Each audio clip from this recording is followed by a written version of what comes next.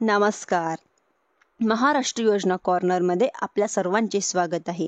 आजच्या व्हिडिओच्या माध्यमातून आपण बघणार आहोत की राज्यातील शेतकऱ्यांना दिवसा विजेची उपलब्धता करून देण्यासाठी राबवण्यात येणारी एक महत्त्वाकांक्षी अशी योजना म्हणजेच की मुख्यमंत्री सौर कृषी वाहिनी योजना.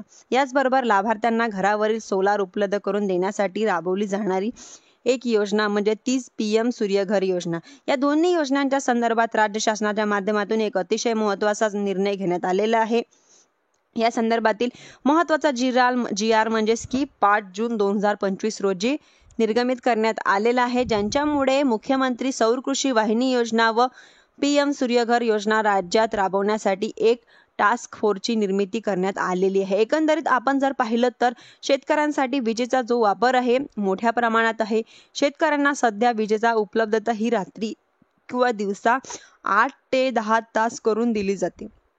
याच्याच ऐवजी शेतकऱ्यांना दिवसा विजेची उपलब्धता व्हावी यासाठी मुख्यमंत्र्यांच्या माध्यमातून राज्यांमध्ये मुख्यमंत्री सौर कृषी वाहिनी योजना ही योजना राबवण्याला मंजुरी दिलेली आहे, ज्यांच्या अंतर्गत 16,000 मेगावॅटची उपलब्धता करून देण्यासाठी उद्दिष्ट निश्चित करण्यात आलेले आहे. 27 जिल्ह्यांमध्ये 2,779 विद्युत उपकेंद्रांसाठी या ठिकाणी सौर प्रकल्प हाती घेण्यात आलेले आहे.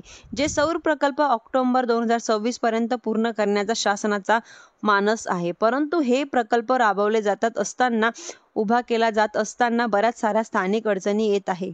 इतर काही महत्त्वाकांक्षा अशा काही सुविधा उपलब्ध करून देणं असेल किंवा त्यांच्यासाठी आवश्यक असलेल्या अटी शर्ती पूर्तता करणं हे असेल, मंजुऱ्या असतील, या सर्व मिळवण्यासाठी निर्माण झालेल्या यांच्यामुळे हे प्रकल्प पूर्ण होण्यासाठी दीर्घाई होऊ शकते.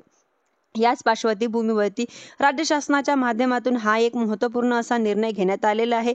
1 कोटी घरकुलांना रोपटॉप सोलार बसवण्याचा देखील राज्य शासनाचा मानस आहे.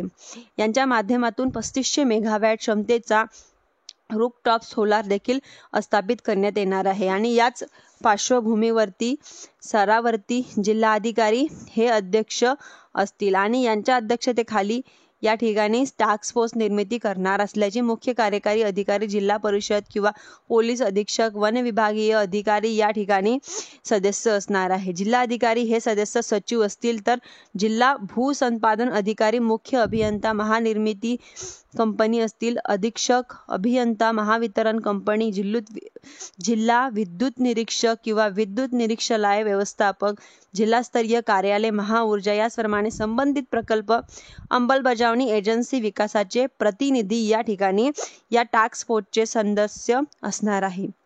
या टास्क फोर्सच्या माध्यमातून जिल्ह्यात राबवण्यात येत असल्याची मुख्यमंत्री सौर कृषी वाहिनी योजनेअंतर्गत प्रकल्प करता जमिनीची संदर्भातील परवानग्या ना हरकत प्रमाणपत्र आढावा घेणं ही या ठिकाणी काम पार पडले जाणार आहेत. लोकांकडून किंवा विविध यंत्रणांकडून उभारण्यात येणारे प्रकल्प उभारताना येणारे अडथळे अतिक्रमण दूर करणं हे काम असणारे.